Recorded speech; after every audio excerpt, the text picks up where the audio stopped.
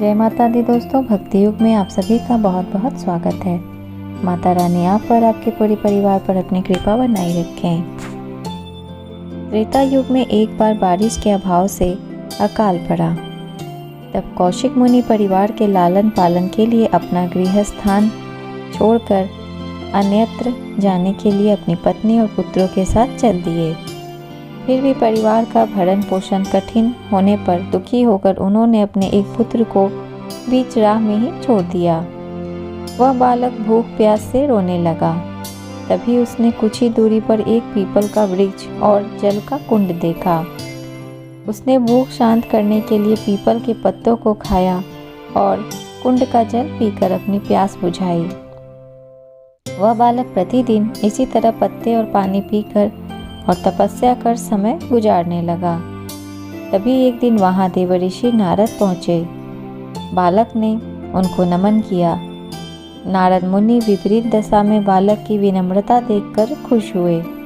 उन्होंने तुरंत बालक का यथोचित संस्कार कर वेदों की शिक्षा दी।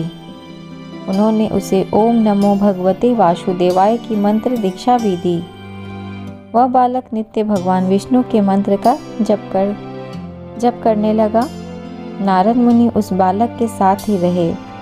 बालक की तपस्या से भगवान विष्णु प्रसन्न हुए। भगवान विष्णु ने प्रकट होकर बालक से वर मांगने को कहा। बालक ने भगवत भक्ति का वर मांगा। तब भगवान विष्णु ने बालक को योग और ज्ञान की शिक्षा दी, जिससे वह परम ज्ञानी महर्षि बन गया। एक दिन बालक के मन में जिज्ञासा पैदा हुई। उसने नारद मुनि से पूछा कि इतनी उम्र में ही क्यों मेरे माता पिता से अलगाव हो गया, क्यों मुझे इतनी पीड़ा भोगनी पड़ी इतनी छोटी सी उम्र में। आपने मुझे संस्कारित कर ब्राह्मण बनाया है, अतः मेरी पीड़ा का कारण भी बताएं।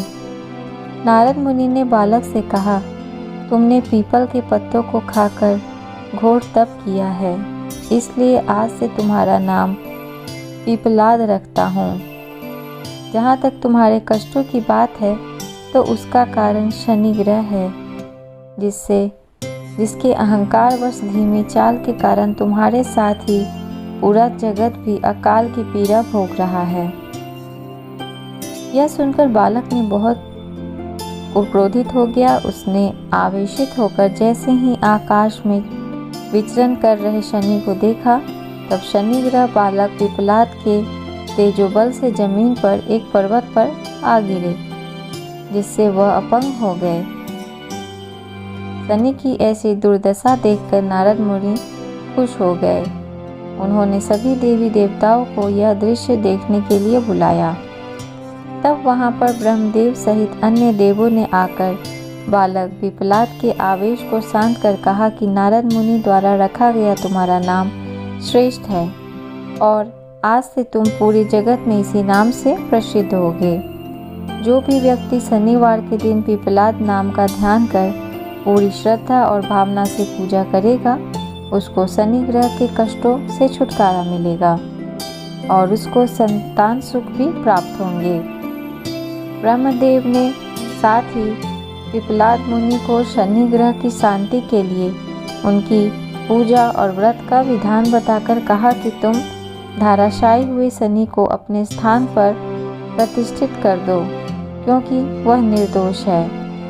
पीपलाद मुनि ने भी ब्रह्मदेव के आदेश का पालन किया और उनसे शनिश्चर व्रत विधि जानकर जगत को शनि ग्रह की शांति का मार्ग बताया। इसीलिए शनि ग्रह की शांति के लिए शनिवार के दिन पीपल के वृक्ष के साथ शनिदेव की पूजा की जाती है। दोस्तों, आपको ये मेरी वीडियो अगर अच्छी लगी हो तो मेरे वीडियो को एक लाइक ज़रूर दें, अपने दोस्तों के साथ ज़रूर शेयर करें और अगर आप मेरे चैनल पर नए हैं तो मेरे चैनल को जाकर सब्सक्राइब कर लें।